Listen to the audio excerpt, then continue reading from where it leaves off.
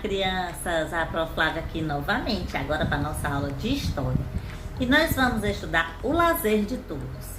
O lazer é uma coisa que faz muito bem para a mente e para o corpo. Nós precisamos, além de trabalhar e estudar, ter lazer durante o nosso dia. Quais são os momentos de lazer? A gente pode ir para as feiras, para as festas populares, centros culturais, esportes, praticar vários esportes, ir ao cinema, ao shopping, às praias, aos parques. Nós temos várias maneiras de nos divertir.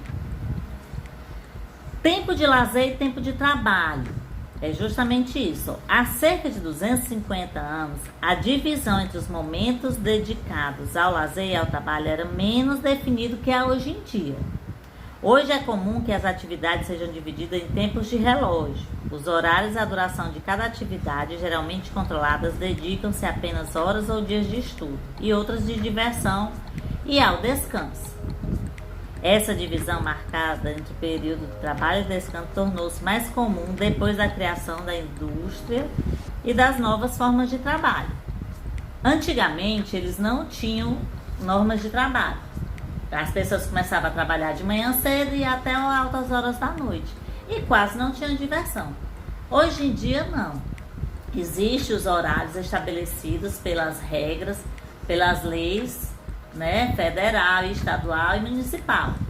Geralmente se trabalha 8 horas por dia, mas muda dependendo do emprego de cada um. E temos que ter o momento do lazer, Tem que ter o tempo do lazer, porque todos nós precisamos para descansar a nossa mente, o nosso corpo e viver bem, ter saúde. Trabalho e lazer no Brasil em outras épocas, vamos estudar agora.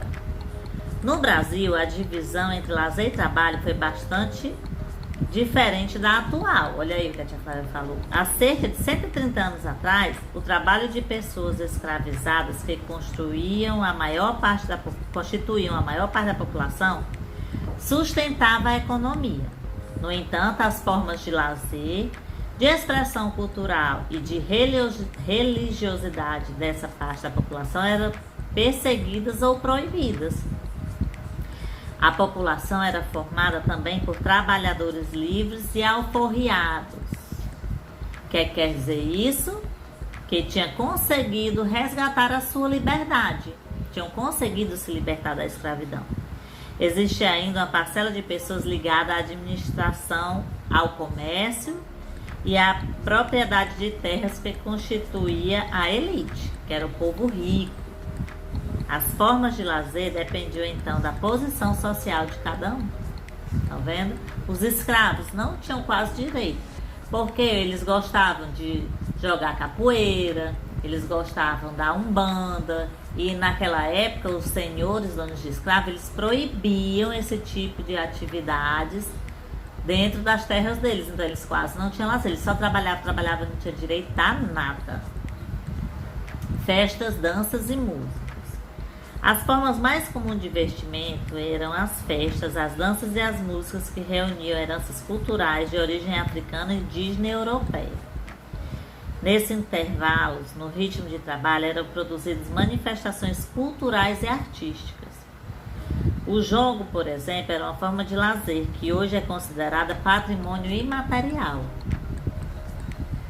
O que é o patrimônio imaterial? Conjunto de danças, músicas, festas, comidas e costumes que contam a história de um povo e de seus saberes. É um patrimônio cultural imaterial que você não vê, que é passado de geração em geração, como as músicas, as histórias, que a gente sempre fala, de domínio público nas nossas aulas. Pois é, isso se chama patrimônio imaterial. O jongo foi criado pelos escravos, que trabalhavam em fazendas de café e de cana-de-açúcar, na região do Vale do Paraíba. As pessoas se reuniam em rodas e alguém cantava um ponto, verso ou ritmo próximo ao da fala. Alguns pontos eram cantados por outros uma espécie de charada ou de jogueiros, precisavam decifrar a resposta. Hoje o jongo é praticado em cidades e comunidades rurais no sudeste do Brasil. Trabalho e lazer no campo e na cidade. Enquanto o trabalho fornece o que é necessário à vida, como alimentos, abrigos ou vestuários, as atividades de lazer podem ter um fim em si mesma, ao encontrar amigos, familiares ou fazer um passeio. O objetivo pode ser o próprio encontro ou passeio. As relações entre o lazer e o trabalho se modificam conforme a época e o local, no campo e na cidade. As atividades de lazer trabalham podem ser bastante diferentes.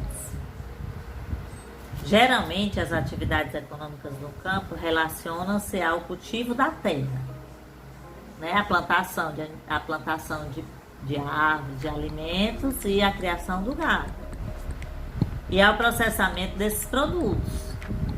Por conta da distância entre as comunidades rurais e das dificuldades de transporte, as formas de lazer no campo são muito valorizadas.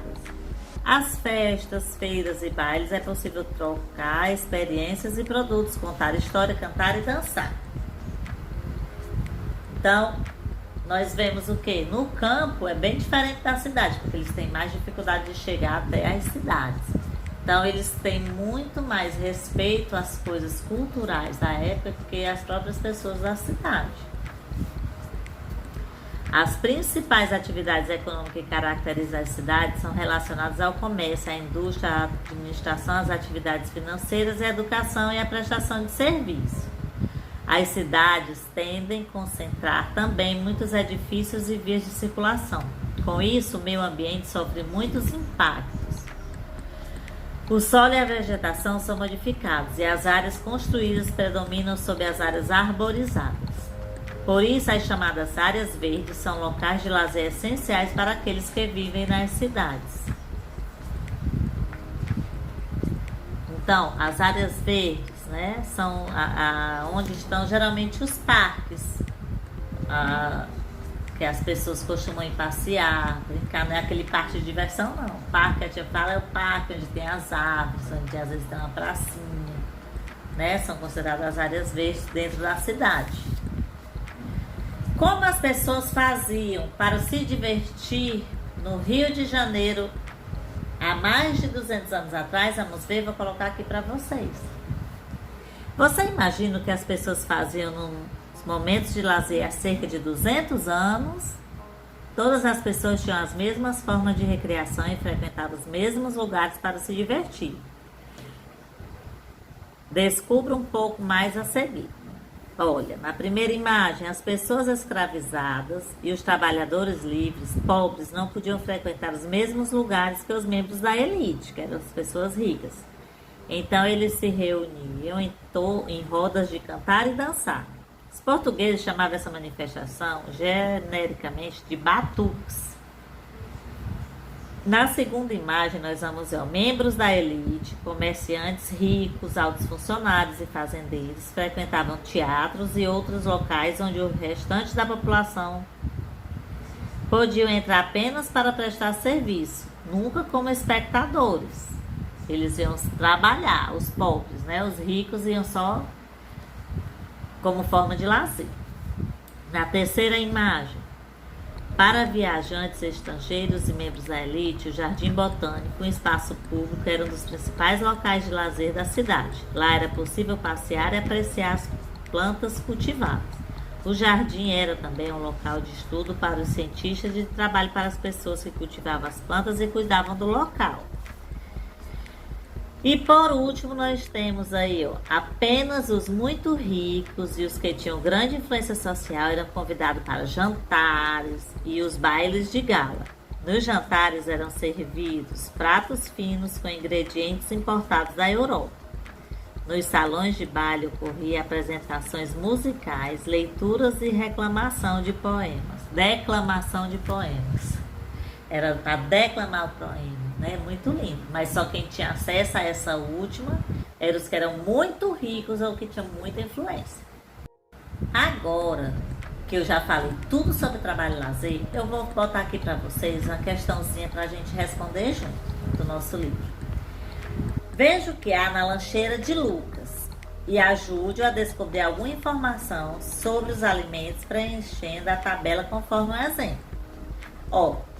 Ele tem o produto, de que material é feito esse produto, onde esse material é produzido e processado e quem trabalhou para produzir. Tá vendo? Aí é um trabalho, é uma atividade sobre o trabalho. Qual foi o exemplo que ele deu? O pão. Pão é feito de quê? Do trigo. Onde esse material é produzido e processado? Cultivado no campo e processado na indústria. Quem trabalhou para produzi-lo? Trabalhadores rurais e o padeiro, né? Que o pão, alguém tem que fazer o pão. O iogurte. O iogurte, ele é derivado de quem? De onde ele veio? De qual é a matéria-prima dele? O leite. Onde esse material foi produzido e processado? Ele é produzido no campo e processado em indústrias. Quem trabalhou para produzi-lo? Trabalhadores rurais e os trabalhadores das fábricas de laticínios. O suco de laranja, de onde ele vem, né? Qual material ele é feito? Da laranja. Como ele é produzido e processado? Ele é produzido no campo e processado em indústrias. E quem trabalhou para produzi-lo? Os trabalhadores rurais e de fábricas de suco. E o chocolate? De que material é feito chocolate? Vocês sabem? Pois agora vocês vão descobrir. É do cacau. Onde esse material é produzido e processado? Ele é produzido no campo, porque ele vem de uma semente, que é do cacau, e processado em indústrias. Quem trabalhou para produzir? Os trabalhadores do campo e das fábricas de chocolate. Viram como foi legal essa nossa atividade? Pois é, pois vocês aprendam, tá? Porque eu vou colocar ela na nossa prova. Vou. Pois eu espero que vocês tenham gostado. Aprendemos bastante hoje. Divirtam-se realizando as atividades de vocês. Não se esqueçam, mandem as fotos para a professora, ok? Beijos!